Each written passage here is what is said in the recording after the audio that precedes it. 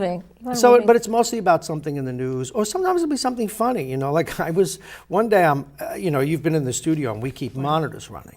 And I always find it interesting how companies, governments, products are all trying to con us. And it hit me the other day. I'm watching one of these weight loss things on one of the monitors in the studio. And I naturally don't have the sound on, but we keep it all on so we can keep track of all the news services. And I see this very overweight woman goes behind a screen and she comes out thin. And then underneath it gives the name of the diet company, which I won't name here. And then the next 40 seconds. Now remember, I'm watching this and talking, doing my show, and it hits me like a ton of bricks that they keep showing all these tasty, wonderful foods. And I said, what a bait and switch that is. It'd be like if I was a sex addict, I wouldn't want you to be throwing me Playboy magazine up on the screen all day. And what I realize is they're using the very thing you're addicted to make you buy their product. And so I'll do monologues on that sometimes, or I'll do monologues just on even the way they make food. I mean, there's more salt and sugar in food. The extra salt and sugar that they put in is to make you buy the product, no other reason. And they don't care if you die. And that's, and those are some of the things that the more I do the news, it sometimes disappoints me. Because you see a lot of selfishness when you do the news. It drives more than I would have liked to think. Wall Street, business. My favorite, even though we run them on every station, is products that are like vitamins and stuff. I know come on the minute they start using lots of adverbs and adjectives. Tissue regenerating, eye enhancing, fat reducing, wrinkle eliminating, bird foot extract, and you just know they're full of blah blah. What subject what opinion gets you into the most trouble? Oh, you're going to go there? Yeah, I get in trouble over religion sometimes. For religion? Yeah, only because people take it very personally. But I didn't do the radio at 50. I didn't start at 50.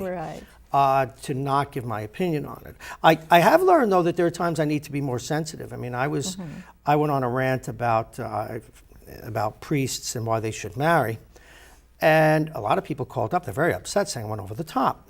I said, listen to the tape, Bob. So that night I listened to the tape and I felt terrible. I did go over the top. I did say things that went beyond what even I intended. To be funny and at one point, but also just get carried away. I mean, 3 hours you're talking. Sometimes you use the wrong word. And I had to bite my lip and apologize the next day.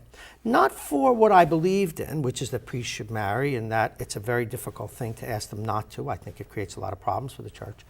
Or have a lover, whether they're gay or straight, doesn't matter to me. But that they should be allowed to function like the rest of people in society. That's my belief. But I realized that I owed the audience an apology for the way I made some comments. And it's actually easier than you think once you come to grips with the fact that you were wrong. But and that's something that I do try and do. It's one of the things. Every once in a while, I'll come home from the radio and be a little depressed, believe it or not. People would know that about me because I'll see on some of the other networks or some of the other programs that it's only about ratings. There's no intent to be sincere. And I keep saying to myself, God, have I crossed that line? Have I stopped being sincere just to get somebody to listen? I really do worry about that a lot. That's not the kind of radio I want to do. I didn't wait this long to do that.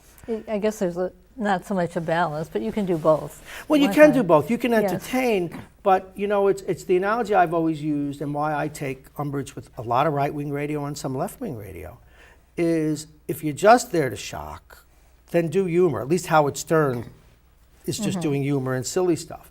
But if you're going to pretend, as Rush Limbaugh once did, and it really troubles me greatly, that the Clintons tried to kill Vince Foster, or that the current president is a communist, or even on the other side of the fence, that Bush is a fascist, you just can't do that because a lot of people, they've never taken a journalism course. They don't know what fact-checking is. They've never really diced and sliced that radio as entertainment. One of the things and if there's someone from Clear Channel watching today, they won't like it.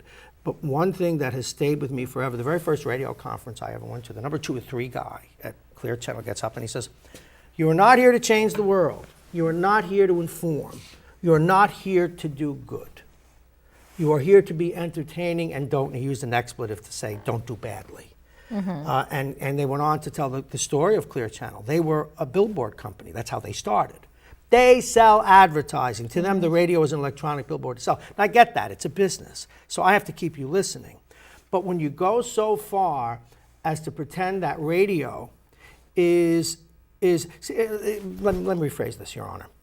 They have taken radio, many of my colleagues, and taken what was once boxing and turned it into professional wrestling. You're getting Okay, ratings, but it's right. not real. Okay, I'm going to stop you now because this you can tune in to Bob on channel 1460 AM. Yes. And you can also get the website at wvox.com. Yep. And get a schedule too, because this is the kind of interesting guy you're going to hear, and it's all local. And one thing I also want to mention that I do appreciate the calendar, which gives people a calendar of some of the events that are happening in their communities, and that's wonderful. You have made Irma Santos Mancini's day with that. Great. She does it for that us. is great. And for the rest of the day, you do get local people with their own shows. Yep. And that's kind of neat too. Do you think you'll be here for WVOX will be here forever? I certainly hope so, but you know, like a lot of small businesses, it's almost a family business. Mr. O'Shaughnessy, as long as he's there, that station will be there. That's been his Right. life. Yeah. It really has. It's been his reason. That's why it's why he How would you is. characterize Mr. O'Shaughnessy? Oh God, you're gonna get me in trouble. Okay. No, but you know what? Okay, Let's one be fair. sentence. The guy's a genius. Yes. The guy's a genius at promoting. He's one of the foremost defenders of the First Amendment in this country, and like most famous people, he's got his moments. He can be a little eccentric. Right. He's a showman and a First Amendment defender. And we should point out that there is a FM station in the Oh, same absolutely. building. WVIP. We just got Yes. those call letters back a couple of years ago. And for the amount that's of where the money is made. Well, we I make guess. money there too. Yes. Actually, that's a nice business as a business, but also Yes. we've given the community, the New York, the whole metropolitan area, back a Caribbean station, which was lost when Air American went to WLIB. And people who like Caribbean music, 93.5, that's WVIP. That's what we do.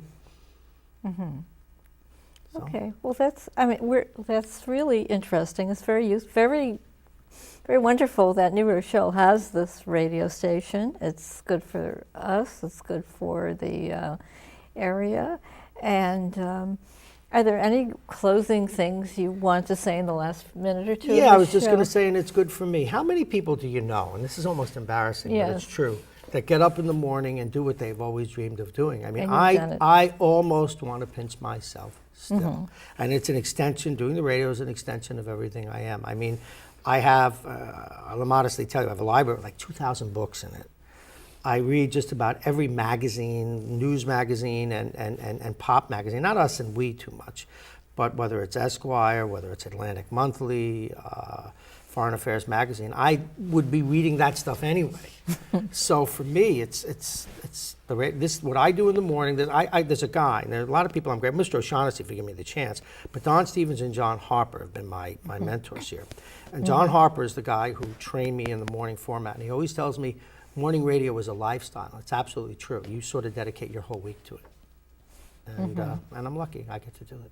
You're looking. I understand that because I was a newspaper journalist for a long time, and sometimes I pinch myself and say, they really pay me for doing this. Yeah, because- even when it's hard work, it's not. It's in some measure, it's not hard work. You know, and in fact, the hardest part of the day, if we still have time, is when I'm looking at that blank screen in the morning. It's almost like I have to write this news now, and it's sort of like the price I have to pay to go on the air. I mean, I don't say a word. I'm so concentrated writing the news that the very first words generally that come out of my mouth are "Good morning" at 6:05.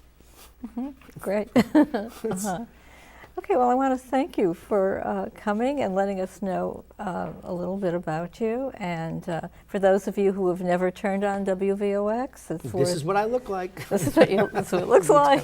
This is what he sounds like. And from 6 to 9, you get the local news with Bob Marrone. Thank you very much. thank you very Thank you much. for having me.